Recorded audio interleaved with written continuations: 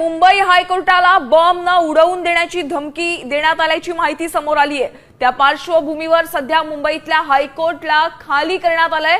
सर्व न्यायाधीश, वकील, कर्मचारी आणि इतर स्टाफ हायकोर्टाच्या बाहेर पडलेत। एक मोठी बातमी आहे मुंबई हायकोर्ट। बघा भाऊ, मुंबई हायकोर्ट हे धोक्यात आहे।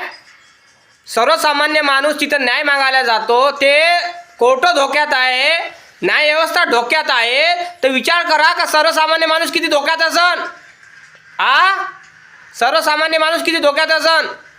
म्हणजे न्यायाधीश म्हणजे कोर्ट, न्यायदेवता घाबरले तर त्यानं खाली करून राहिले। ते खाली करून राहिले, कोर्ट उडवण्यात धमकी दिली तर त्याच्या यानं लोक कोर्टात नाही चालले, वकील लोक कोर्टात नाही चालले।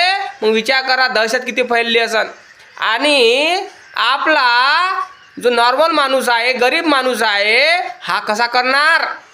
आणि हे कारण जास्त चाललं आहे हे जातीवाद्यामुळं, दुसरं काहीच नाही। हायकोर्टाला धमकी कोण दिली असन तर हे जातीवाद्याने दिली, दुसरं कोणा दिली असन।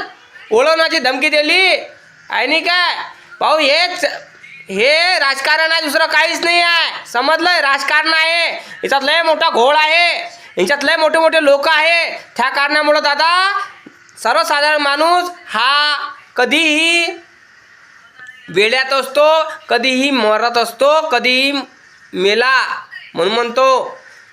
कारण जिथं आपण कोर्टात जातो ते कोर्ट धोक्यात आहे, तर आपण किती धोक्यात असन। बरोबर नाही काय। कमेंट कर, लाईक कर, चॅनल सबस्क्राईब कर। जय भीम, जय शिवराय।